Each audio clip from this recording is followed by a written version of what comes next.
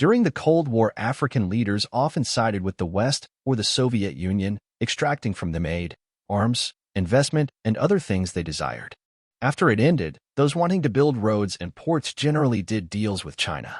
Today, African politicians are like customers in a geopolitical bazaar as middle powers, including Brazil, India, and Turkey, extend their economic and diplomatic reach.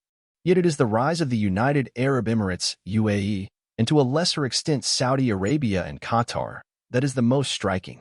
The Gulf scramble for Africa promises great economic benefits, but also threatens to fuel horrific wars. Gulf influence stems from cash. In November, Saudi Arabia held its first Africa summit, at which it announced billions of dollars of investment. Even that is dwarfed by the UAE, which in 2022 made investment pledges in Africa worth 7 times those of American firms. In the previous 10 years, it was the fourth largest foreign direct investor in Africa, behind China, the EU, and America. DP World, a Dubai-based firm, runs ports in 9 African countries. Masdar, a renewables firm, says it will splurge $10 billion in Africa. In 2020 and 2021, the UAE traded more with sub-Saharan Africa than America did. Dubai, with its secure property rights and light, some would say lax, financial regulation, is home to over 26,000 African businesses. Diplomacy comes in concert with the money. The UAE and Saudi Arabia were invited to join the BRICS at the Bloc Summit last year in Johannesburg. Qatar and the UAE increased the number of their embassies in sub-Saharan Africa 5-fold and nearly 3-fold, respectively, from 2012 to 2022. Saudi Arabia has promised to open a dozen or so more posts. 1/3 of all new embassies opened globally in 2022 were in the Gulf, driven largely by reciprocal African diplomacy. The attention will bring benefits to African states facing a funding squeeze. New Chinese loans granted to Africa slumped by 80% in the 4 years to 2022 over the preceding 4. Africa's share of Western aid has declined because of the war in Ukraine.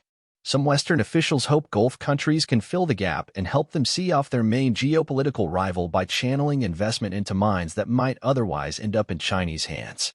Too many warlords. Yet turning Africa into an arena for the ambitions and rivalries of Gulf powers carries huge risks. The Gulf's dynastic autocracies are neither champions of African democracy nor of human rights.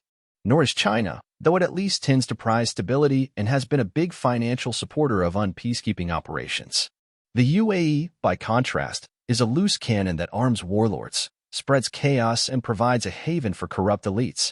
Exhibit A is Sudan, where the UAE has backed the Rapid Support Forces, RSF, a genocidal militia, which is waging a civil war against the national army. It is the world's largest humanitarian crisis, with about 25 million people in need of aid. The UAE, which denies arming the RSF, deems the allegations credible, seems to be courting a network of strongmen, sometimes with arms, as part of a contest for influence in the region between the Gulf states. Among the UAE's friends are Mohammed Hemedi Dagalo, the RSF's leader, Khalifa Haftar, a warlord in Libya, Manamat Deve, who took power in a coup in Chad, and Abiy Ahmed, who has led Ethiopia into a bloody civil war in Tigray. Oil and natural gas wealth mean that the UAE, Saudi Arabia, and Qatar will be enticingly rich partners for years. But the ripples of mayhem spreading from Sudan and Libya offer a warning. The West must see the danger of outsourcing its Africa policies to countries that do not share its values. And African countries should know the risks of letting themselves be used as pawns in someone else's geopolitical games.